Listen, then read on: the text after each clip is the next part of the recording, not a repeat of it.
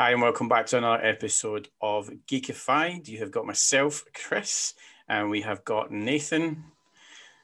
We were drawn to this film by somebody specific playing a role in this that won a Golden Globe. Never really noticed the film before. Thought I'd give it a watch. It's I Care a Lot.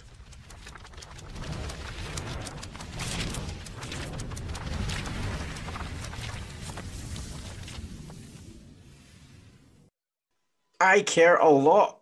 A crooked legal guardian who drains the savings of elderly wards meets her match when a woman she tries to swindle turns out to be more than she first appears.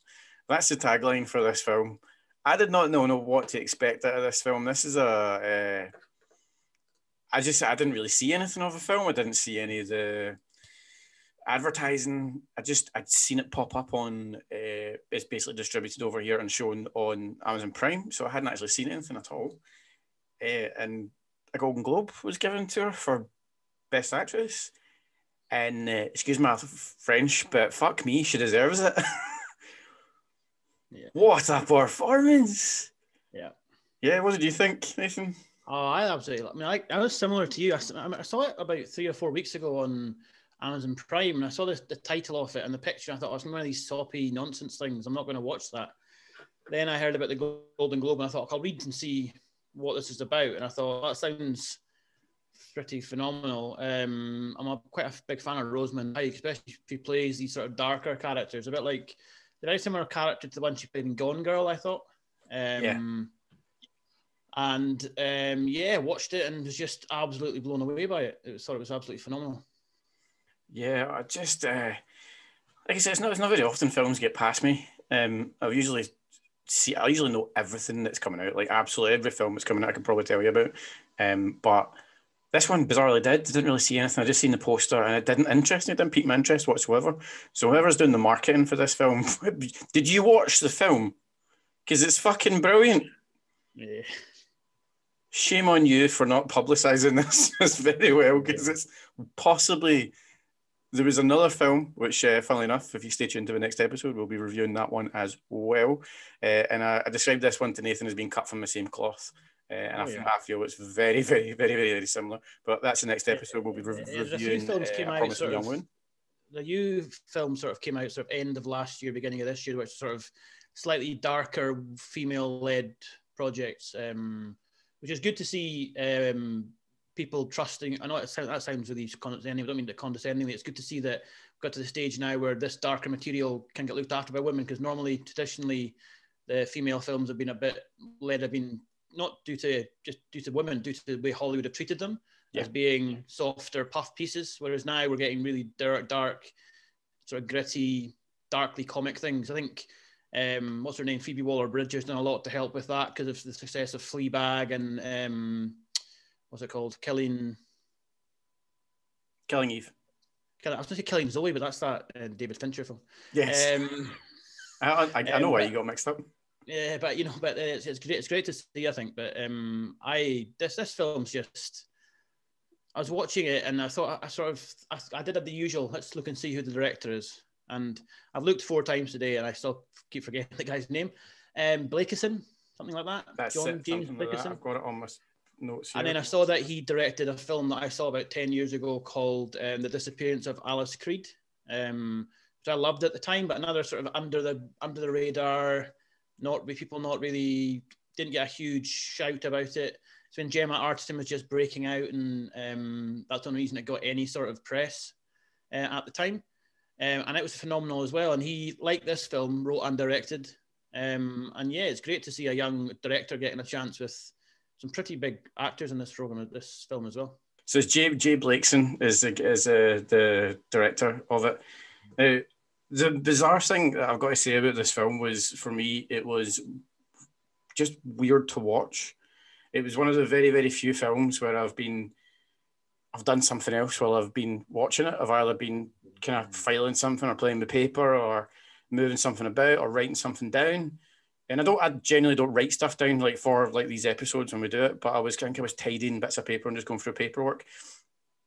And I must have fucking started about 3 or 4 times because I kept on getting to bits in the film where I was like, what the fuck's going on? what's this? And I go, and then just for a second, I'd start it again. And I'd be like, oh, what am I doing? Oh, what's this? And that was it. I was like, fuck it. I need to sit and watch this. It was that good. And that was it. But 10 minutes in, I was hooked. Absolutely hooked. And the genius, I think, of a film like this, which was very much like the film we're going to talk about in the next episode as well. We're just going to say the same bloody thing, I think, is that you never know where it's going. You just don't know. And that's what, for me, is some of the best storytelling you could possibly get. You have no idea what the direction the film's going. You know the general story, but every time you get to a certain point in the film, you get no idea what's going to happen next because it's so twisty and turny, but not in a weird way. It's just the story, but you just don't expect stuff to happen. I mean, we've talked before on here about when film gives you a physical response, especially when you're watching it by yourself. And I think there was at least 2 points in this where I, like, one point where I sort of cheered for the girl, Rosemund Pike character, and one point when I cheered because something bad happened to her. Yeah, we're going to put up a spoiler warning. If you haven't seen this film now, just stop because we are going to discuss major plot points. When she's in the car and she gets out and she comes out and she goes, "Ah!" I was like, "Yes, come on!" Properly, like, fucking yes! I was cheering for her at that point. And then at the end, when she gets shot, I was cheering for the guy that shot her. Like, properly got up, and I was like, booyahing my fingers and everything. Yeah, it's ridiculous. Honestly, it totally catches you. I've never ever hated everybody so much in a film. No, there's not one redeeming character in this. No. The only redeeming character is the guy that shoots her at the end. But you get the impression that he was a pretty shitty son before his mum got taken into care. So even he's not a nice character. It really reminded me of it a few years ago. There was a film with Michael Shannon and Andrew Garfield called 99 Houses. You ever see that? I didn't see it. I know what one you're talking about. It was to do with after the crash of 2008 when they were like flipping houses. Yeah. And they were doing that over and over again. And the sort of idea behind it, sort of this sort of rotten American dream where it's all about making money no matter the cost. Yeah. And it's a bit like Wall Street back in the day and things like that, or even bits of Pretty Woman, when he's like dismantling companies. And that sort of idea really I find really interesting. And this brought it out. I mean, to know it you wouldn't believe, and she plays it so well. That sort of slightly unhinged, but really calm and sort of really sinister character. Because, like I said, it's very similar to the character she played in Gone Girl, and she just does it so well. I'm surprised that she's not used more in those sort of roles. Yeah, do you know? I would be very surprised if she doesn't hit the radar on now being some sort of major villain for some big film. James Bond villain, she'd be perfect. Oh my God, she would be a great James Bond villain. She's got the finesse, she's got the elocution, softly spoken, very elegant. The thing I really noticed, I don't know if it was, she looked so tall through the whole thing. I think whoever did the costume for this, well done, because everything is perfectly made as well. And her suit design, she's one of these power suit women for it. Her suit design is absolutely flawless. I loved it because she's so tall. She looks down on everybody, and that's so intrinsic to her character. She doesn't think anything of anyone. She hates them all. And she's just looking down on all of them the whole time. And I noticed there was one scene I saw when she was going up one of the courts, and I looked purposely at her shoes, and the heels she was wearing were about this big. So it must have been in the thoughts of the director to have her. She's obviously quite a tall woman anyway, but to have her like looking down on everybody. Yeah.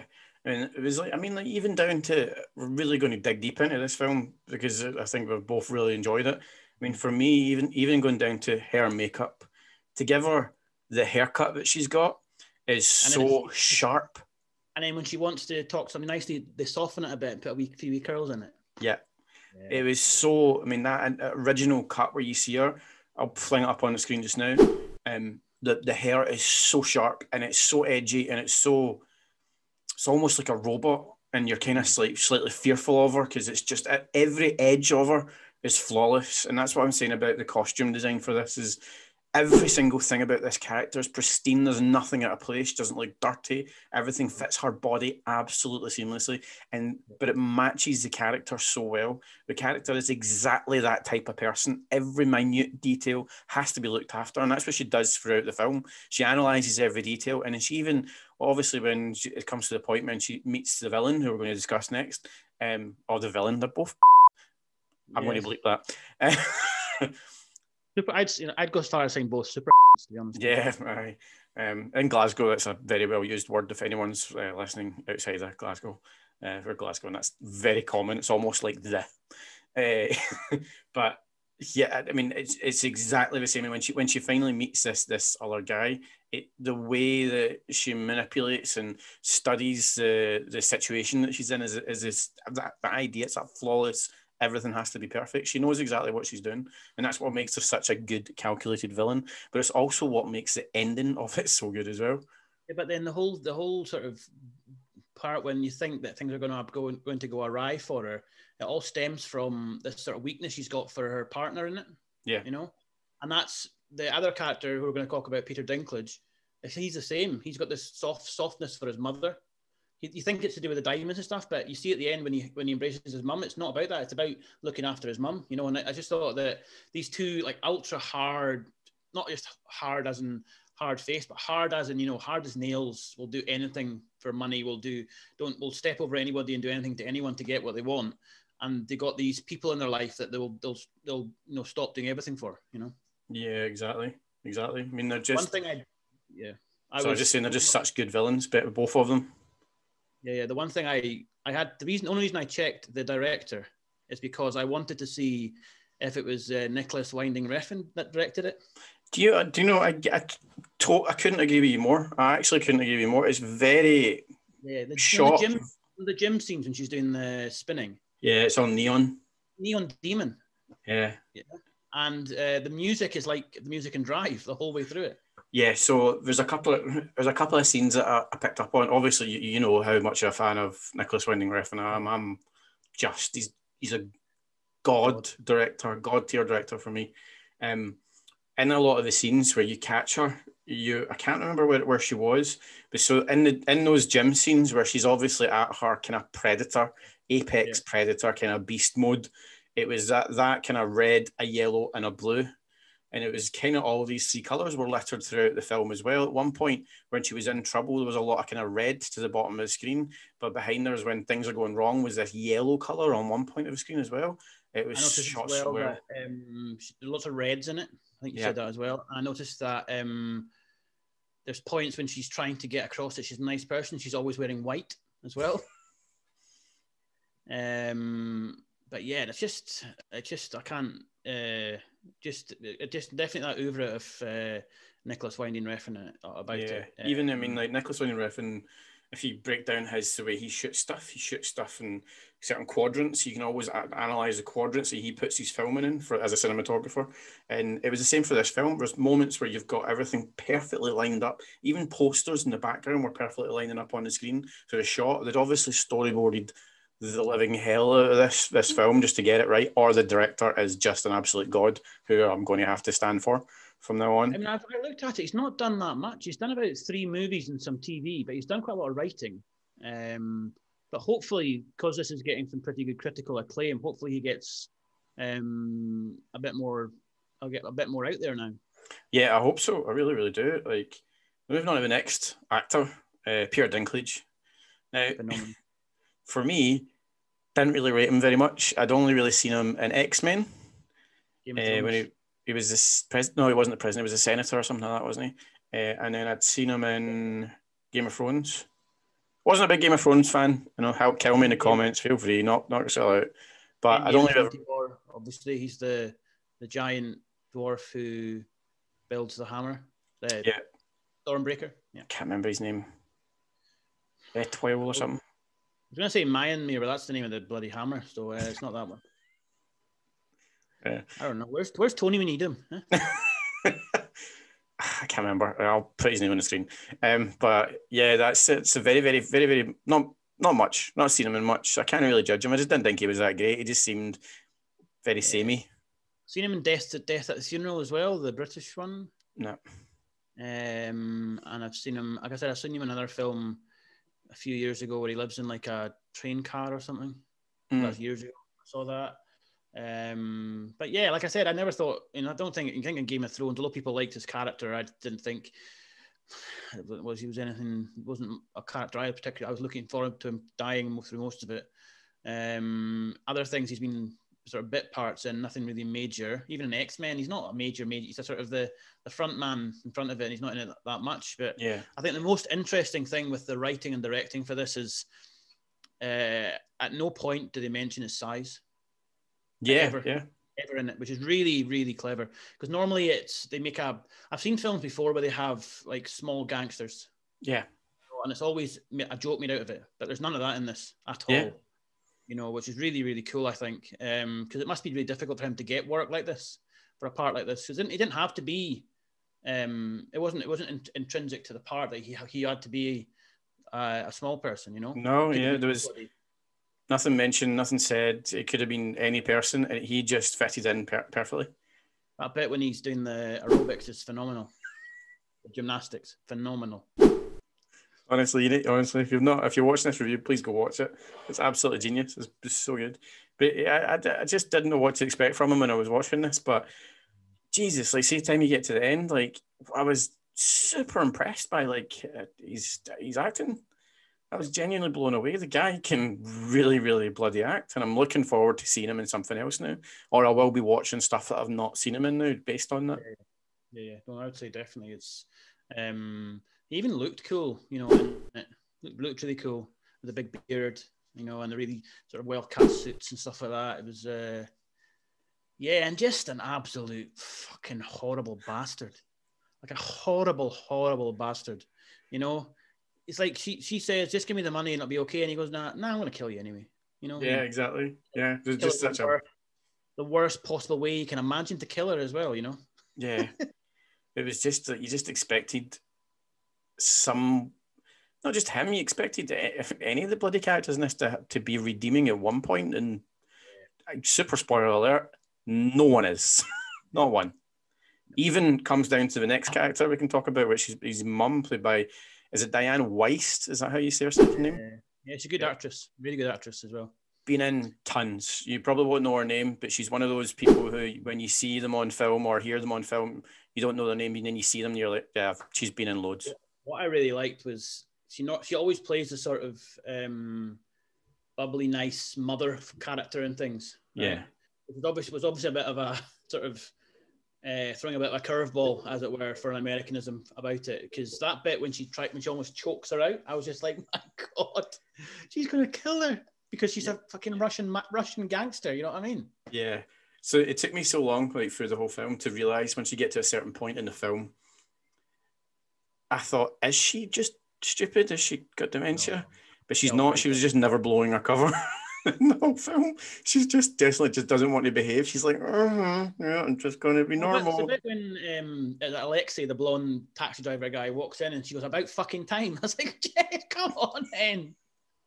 It was. I think it's a bit when she does just before she chokes her out. She's got her hair all slicked back, and you can tell she's just sitting there raging, just looking at her and just smiling at her.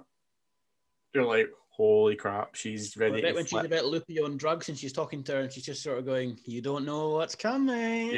Yeah, it's genius. But for me, that was like, see, one of the best things about acting came from Rosemund Pike in that scene, and it was for acting, like, it's about reaction. All these different statements you say about reaction.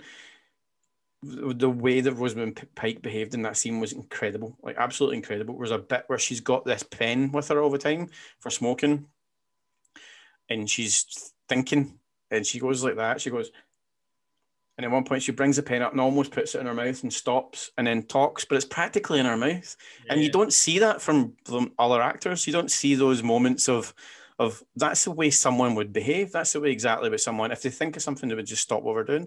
Whereas most actors just think, oh, I have to have the pen, I'll smoke, I'll take it away, and I'll say my line. But Rosemund Pike just nails the realism and nuances of what it's like to be a person rather than an actor.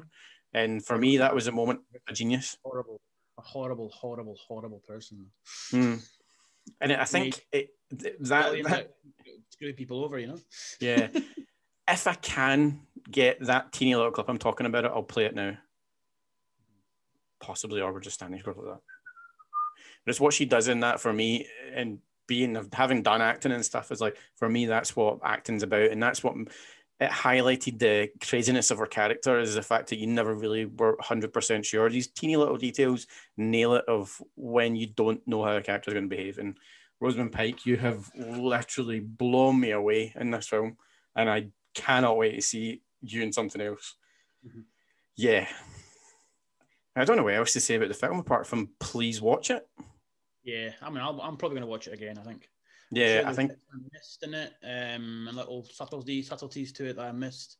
But yeah, I just thought, for something I wasn't really expecting a lot out. That's always the best ones, isn't it? Yeah. You don't expect a lot out often, and you watch them, and you're blown away by them. I've seen a few of them recently, so this year started off really well for me for films. I've seen some real bangers. So hopefully it carries on. Yep. Speaking of carrying on, we've just said it's cut from a similar cloth, and it's going to come up in the next episode, which we're filming like 2 seconds after you leave us. So I'll put it on the screen right now. I'll add that in. Just hit that box if you want to watch it. And it's a promising young woman, or promising young woman. Yeah, so that's cut from the same cloth, and we're going to discuss that in the next episode. But please watch I Care a Lot, Rosemund Pike. It is out now on Amazon Prime. It's still sitting right at the top if you're watching it now. If not, search it. It's fantastic. You'll don't really watch Coming to America. Watch this instead. Oh, don't watch Coming to America. I was going to do a review on it because I was a massive Eddie Murphy fan, and note what I just said was... Apparently, it's their most successful film ever. Oh, don't put a downer on the end of such a good episode. Best ever weekend they've had for a new film. Well, but you know what? It's getting absolutely terrible reviews. So I think everybody's drawn in by the hype of a sequel to this. And it's almost like a shite carbon copy of the first one. It's got, what's her name? That one that ruined Ghostbusters, in it. Yeah, but it's funny how I loved her in Death to 2020. I know. And then she does this, and it's just an over-the-top parody. She just doesn't come across well for me. But she was amazing in Death to 2020, bang on. Anyway, catch us in the next episode where we're reviewing Promising Young Woman. It's a thank you from me, Chris, and thank you very much, Nathan. Cheers, guys. We can do this all day.